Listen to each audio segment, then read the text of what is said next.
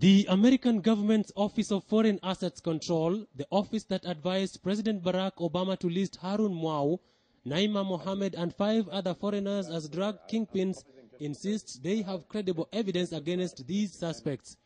They stated categorically at a video conference with Kenyan journalists that Mwau was linked to major international drug trafficking rings.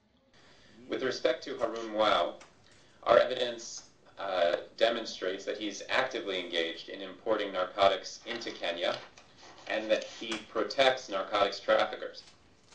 We believe he is linked to a 2004 seizure of 1 ton of cocaine, which was concealed in a container at a Pepe depot.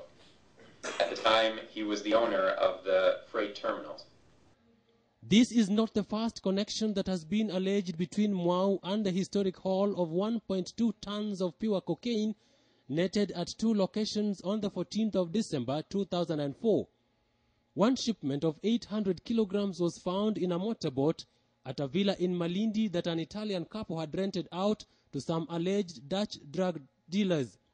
Another 400 kilograms was captured at an inland container depot near Nairobi run by a company linked to Mwau, but police were unable to tie him directly to the crime.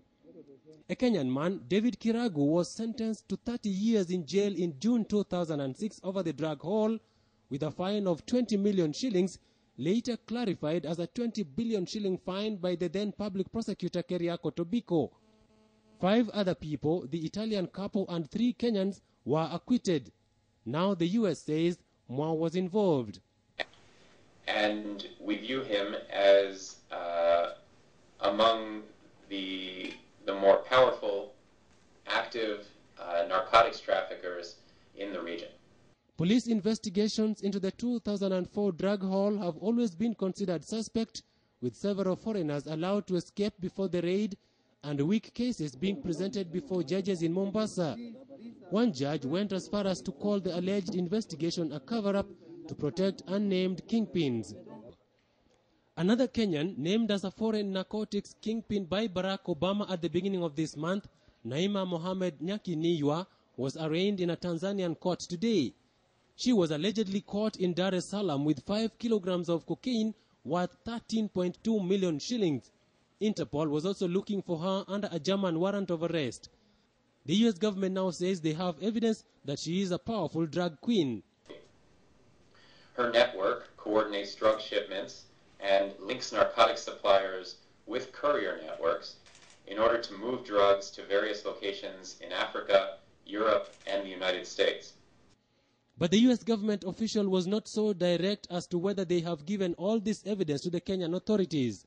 Anti-corruption officials recently claimed information gathered by the U.S. on Mwau was not strong enough to lead to an arrest or prosecution. They add they have found no evidence against the Kilome MP in their own investigations. Mwau has denied the claims that he is a drug lord and sought to have his name cleared from a U.S. government report linking him to drugs. Now, Tino KTN Prime.